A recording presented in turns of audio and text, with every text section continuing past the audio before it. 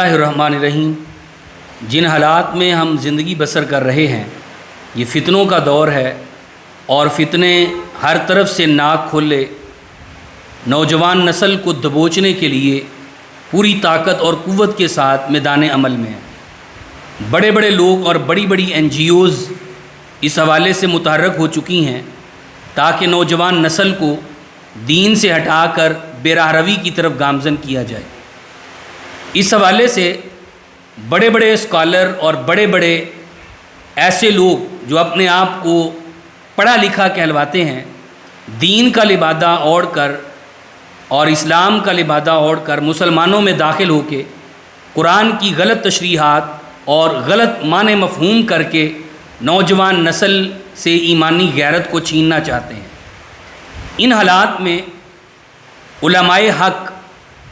اللہ تعالیٰ کی زمین پر اللہ تعالیٰ کی رحمت ہے۔ ان کی وجہ سے اللہ کی زمین پر برکت ہے کہ یہ لوگوں کو فتنوں سے آگاہ کرتے ہیں اور لوگوں کو صحیح اسلامی تعبیرات سے آگاہ کر کے اسلام کی صحیح ڈگر پر چلاتے ہیں۔ حالیہ دنوں میں صحابہ اکرام رضوان اللہ علیہ مجمعین کی شان میں بعض لوگوں کی طرف سے تنقید کی گئی، اور ان دنوں میں اہل بیت کی محبت کی آڑ میں لوگ اپنی رائے کا، اپنے معافی ضمیر کا اظہار کرتے ہیں، لیکن اس میں حضرات صحابہ اکرام رضوان اللہ علیہ مجمعین کی تنقید کرتے ہیں۔ حالانکہ کسی معاشرے کے اندر بھی کسی کے بھی مقدسات کو تنقید کا یا ان کے اوپر تبرہ نہیں کیا جا سکتا۔ یہ کسی بھی معاشرے کے اندر اظہار رائے کرتے ہوئے بھی اس کی اجازت موجود نہیں ہے۔ حالیہ دنوں میں اس طرح کے کئی ایک معاملات ہمارے سامنے آئے، اور اللہ تعالیٰ علماء حقہ کو سلامت رکھے کہ انہوں نے ایک اعلامیہ جاری کیا صحابہ اکرام رضوان اللہ علیہ مجمعین کی عزت، حرمت اور تقدس کے حوالے سے۔ اور یہاں پر یہ بات سمجھ لیجئے، جب ہم صحابہ کی بات کرتے ہیں تو اہل بیت اعظام یہ بھی صحابہ اکرام رضوان اللہ علیہ مجمعین میں شامل ہوتے ہیں۔ تو ان کے حوالے سے اللہ رب العزت نے یہ اعلان کیا ہے، رضی اللہ عنہم ورضوا عنہ، ہمارے ایمان کا حصہ ہے ان سے محبت کرنا، یہ جزو ایمان ہے۔ جس بندے کے دل میں صحابہ اکرام اور اہل بیت کی محبت نہیں ہے، سمجھ لیجئے کہ اس بندے کے دل کے اندر ایمان نہیں ہے، وہ منافق آدمی ہے، وہ زندیق آدمی ہے۔ جو صحابہ اکرام رضوان اللہ علیہ مجمعین کی تنقید کرتا ہے اس کا اہل سنہ والجماعت سے کوئی تعلق نہیں ہے، وہ بدعتی شخص ہے، وہ زندیق ہے، کیونکہ قرآن کی ہستیاں ہیں۔ قرآن نے یہ بات ارشاد فرمائی ہے، رضی اللہ عنہم ورضوا عنہ، یہ اپنے رب سے راضی اور اللہ ان سے راضی ہو چکا ہے۔ اور قرآن کے دوسرے مقام پہ اللہ فرماتے ہیں، کلن وعد اللہ الحسنی، اللہ تعالیٰ نے ان سب کے لیے جنت کا وعدہ کیا ہے۔ یعنی یہ جتنے بھی اصحاب رسول ہیں، وہ اہل بیت ہیں یا نبی علیہ الصلوۃ والسلام کا کوئی بھی ادنا سے ادنا صحابی بھی ہے، ان سب کے لیے اللہ تعالیٰ نے جنت کا وعدہ کیا ہے۔ والسابقون الاولون من المہاجرین والانصار والذین اتبعوہم بإحسان رضی اللہ عنہم ورضوا عنہ وأعد لہم جنات تجری تحتہا الانہار خالدین فیہا، اللہ تعالیٰ نے ان کے لیے جنت کا وعدہ کیا ہے، باغات کا وعدہ کیا ہے، اور ہر باغ کے نیچے سے اللہ تعالیٰ نے نہر کو جاری کر دیا ہے۔ اچھا، انہی صحابہ اکرام رضوان اللہ علیہ مجمعین یہ ایسی عظیم ہستیاں ہیں کہ ان کی عزت، عظمت اور تقدس یہ ہمارا ایمان ہے کہ اللہ کے پیغمبر صلی اللہ علیہ وسلم نے اعلامیہ آپ نے بھی جاری کیا۔ آپ نے فرمایا لا تسبوا اصحابی، لوگو میرے صحابہ کو گالی نہ دو۔ اس لیے صحابہ کا مقام اور مرتبہ کتنا ہے، لو انفق احدکم مثل احد ذہبا، اگر تم میں سے کوئی ایک شخص احد پہاڑ کے برابر سونا بھی خرچ کرے اور میرا صحابی ایک مد جو اللہ کے راستے میں خرچ کرے یا آدھا مد جو خرچ کرے، تب بھی تم اس کے اجر و ثواب کو نہیں پا سکتے۔ یہ صحابہ کی فضیلت ہے۔ پھر اللہ کے رسول صلی اللہ علیہ وسلم کی یہ بھی حدیث ہے، آپ نے فرمایا لا تسبوا اصحابی، میرے صحابہ کو برا بلا نہ کہو. من سب اصحابی فعلیہ لعنت اللہ والملائکۃ والناس اجمعین, کہ جس نے صحابہ اکرام کو گالی دی اس پر اللہ کی بھی لعنت, فرشتوں کی بھی لعنت اور تمام کائنات کے لوگوں کی لعنت ہے. تو یہ نبی کائنات صلی اللہ علیہ وسلم اعلامیہ آپ نے جاری فرمایا, اور علماء اکرام ان کی تائید کر رہے اور ان کی تشریحات کر رہے. اور پھر یہ بات ذہن میں رکھیں, کوئی شخص بھی تحریراً, تقریراً یا اشارتاً نبی علیہ الصلوۃ والسلام کے کسی ایک صحابی پر بھی تبرہ کرے یا ان کے بارے میں کوئی ایسی بات کرے کہ جس سے اس صحابی رسول یا اہل بیت کے کسی فرد کی ذرا بر بھی تنقیص لازم آتی ہے, تو یاد رکھ لیجئے امام ابو زرع رحمۃ اللہ علیہ وہ فرمایا کرتے تھے, اذا رأیت رجلا ینتقص من اصحاب رسول اللہ صلی اللہ علیہ وسلم فعلم انہ زندیق, جب تم کسی ایسے شخص کو دیکھو کہ جس کی زبان سے کسی نبی کائنات کے صحابی کی تنقیص ہوتی ہے تو جان لو کہ وہ زندیق ہے, اس کا اہل سنہ والجماعہ سے کوئی تعلق نہیں ہے, وہ اہل سنہ کے منہج پر نہیں ہے, وہ اہل الحدیث کے منہج پر نہیں ہے, کتاب و سنت کے ساتھ اس شخص کا تعلق نہیں ہے جو نبی علیہ الصلوۃ والسلام کے اصحاب یا اہل بیت کی ذرا بر بھی تنقیص کرتا ہے. ہاں لا علمی ہے تو اس کو علم حاصل کرنے کی ضرورت ہے, وہ سیکھے, پہلے شعور حاصل کرے, پھر اس حوالے سے لوگوں کو آگاہ کرے یا اپنا عقیدہ بنائے. ایک بات اور بھی سمجھیے, اگر یہ شخص جو اپنی تقریر کے ذریعے, امام ابن تیمیہ رحمہ اللہ یہ بات کہا کرتے تھے کہ اگر تم کسی شخص کو دیکھو وہ تقریر کر رہا ہے, خطاب کر رہا ہے یا کوئی تحریر لکھتا ہے, اور اس کی تقریر, تحریر یا خطاب سے کسی شخص کے دل میں پیغمبر علیہ الصلوۃ والسلام کے کسی ایک صحابی کے بارے میں اس کے دل میں انکباس پیدا ہوتا ہے, تو جان لیجئے وہ خطیب, وہ تحریر لکھنے والا گمراہ ہے. تو ایسی گمراہی سے ہمیں بچنا چاہیے. اور اگر یہ شخص اپنی بات سے باز نہیں آتا, سمجھانے کے باوجود, متنبہ کرنے کے باوجود اگر یہ شخص باز نہیں آتا تو پھر اس سے اعلان برات کرنا چاہیے. اور قانونی طور پہ یہ مجرم ہے, قانون کا بھی مجرم ہے, شریعت کا بھی مجرم ہے. اور 295A اس کے اوپر دفعہ لاگو ہوتی ہے, اور اس کے تحت تعزیرات پاکستان اس کو 3 سال تک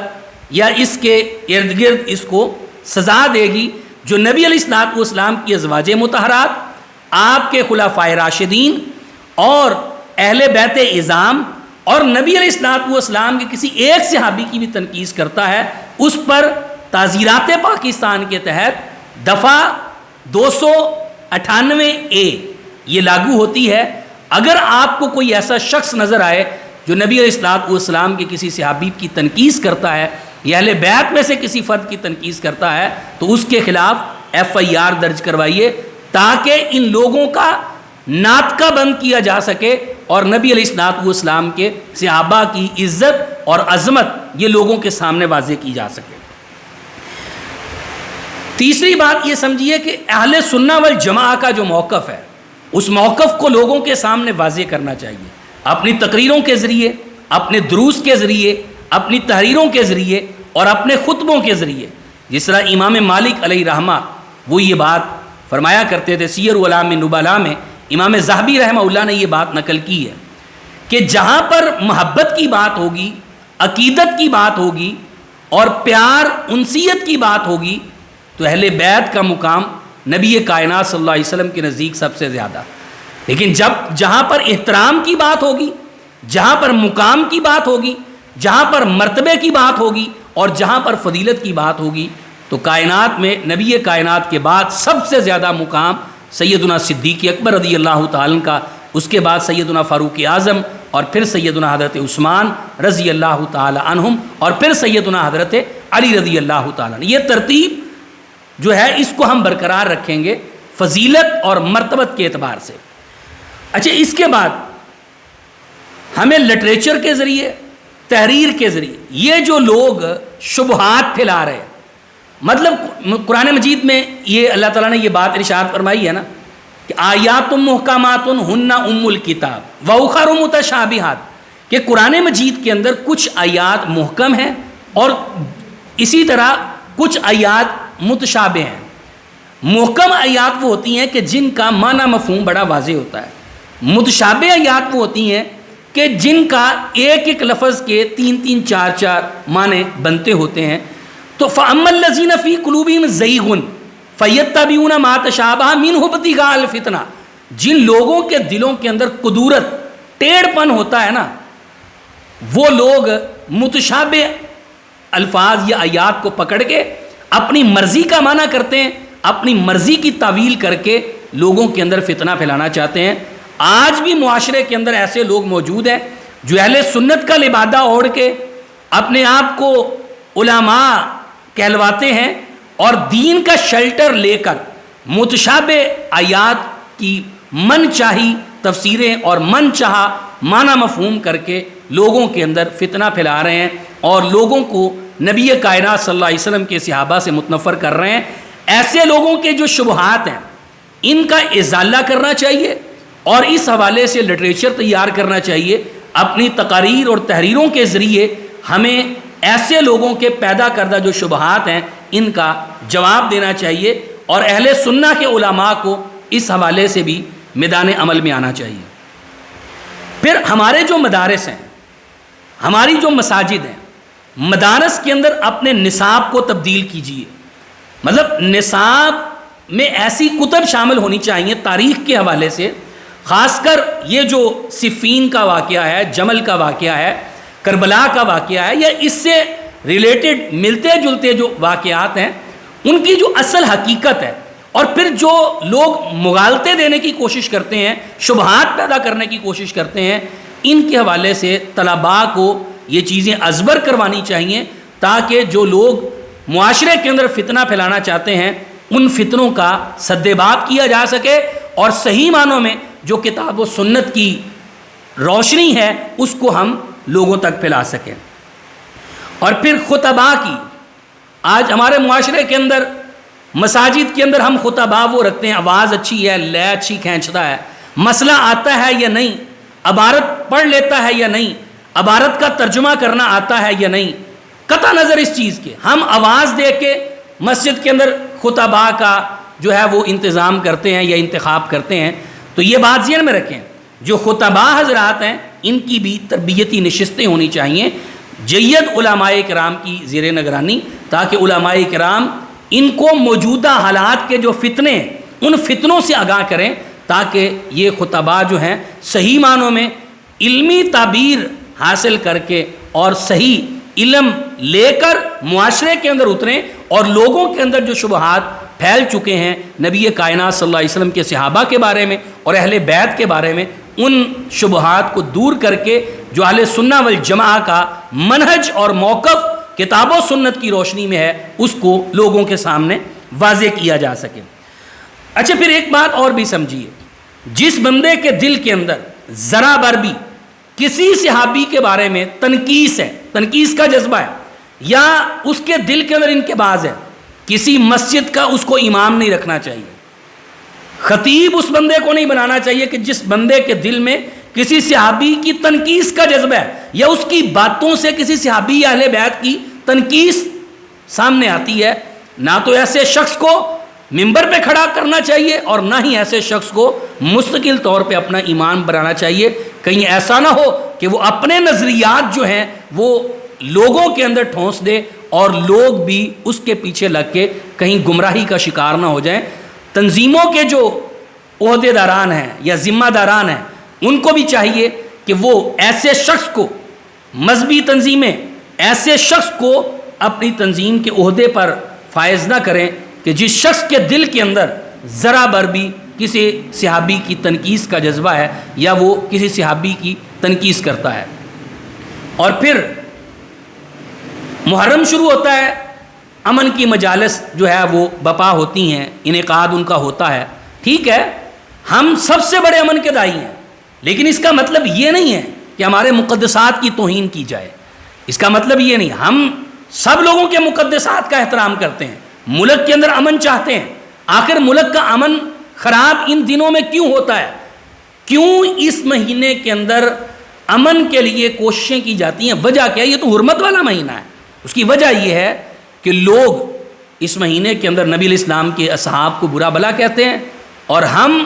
ان کو شیلٹر دے رہے ہیں۔ یاد رکھ لیجئے اہل سنہ والجماع کا یہ منہج اور موقف آپ کے سامنے ہونا چاہیے کہ جو شخص کسی صحابی کی بھی تنقیس میں شامل ہے یا اہل بیت کے کسی فرد کی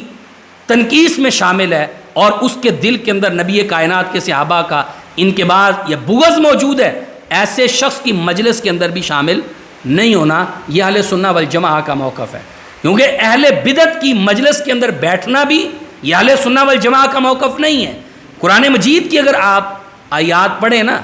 کہ جو لوگ ایسی جگہوں پہ بیٹھتے ہیں جہاں پر قرآن کی آیات بینات کا مذاق اڑایا جاتا ہے، اللہ فرماتے ہیں ان کو چاہیے وہ مجلسیں چھوڑ دیں۔ اگر وہ اب ان مجلسوں کو نہیں چھوڑتے اور وہ تذکرہ جاری رہتا ہے، اللہ تعالیٰ فرماتے ہیں یہ لوگ بھی انہی لوگوں میں شامل ہوں گے۔ اس لیے ان ساری چیزوں کا ہمیں خیال رکھنا چاہیے اور اہل بیت کے کسی فرد کی محبت کی آڑ میں کسی صحابی رسول کی تنقیس نہیں کرنی، اور کسی صحابی رسول کی محبت کی آڑ میں اہل فرد کے کسی شخص کے اوپر تنقید یا تنقیس نہیں کرنی۔ یہ آپس میں شیر و شکر تھے، رحماء بینہم، یہ آپس کے اندر نرم تھے، شیر و شکر تھے، یہ آپس کے اندر ان کے دلوں کے اندر محبتیں تھیں۔ امیر معاویہ رضی اللہ تعالیٰ عنہ، سیدنا حضرت علی رضی اللہ تعالیٰ عنہ، سیدنا حضرت حسنین کریمین رضی اللہ تعالیٰ عنہما ہوں یا کوئی بھی صحابی ہو، ان صحابہ کا دفاع ہمارے ایمان کا حصہ ہے، ان سے محبت ہمارے ایمان کا حصہ ہے۔ آئیے ان معاملات کو سمجھیے، اور میں خراج تحسین پیش کرتا ہوں اپنے علماء کرام کو کہ جنہوں نے بر وقت فتنے کی سرکوبی کے لیے قرآن مجید کی آیات بینات اور نبی علیہ الصلوۃ والسلام کی احادیث کی تشریح کر کے ایک اعلامیہ ہمارے سامنے رکھا۔ اللہ ان علماء کو جزائے خیر دے اور ان جید اور کبار علماء کا سایہ تا دیر ہمارے سروں پہ سلامت رکھے، اور اسی طرح یہ ہمیں فتنوں سے آگاہ کرتے رہیں تاکہ ہم صحیح معنوں میں اہل سنہ والجماع کے موقف اور منہج کو اپناتے ہوئے منہج کتاب و سنت پر قائم رہیں اور اسی پر ہم زندہ رہیں اور اسی پر اللہ تعالی ہمیں موت عطا کرے۔ اقول قولی ھذا استغفر اللہ لی ولکم ولسائر المسلمین۔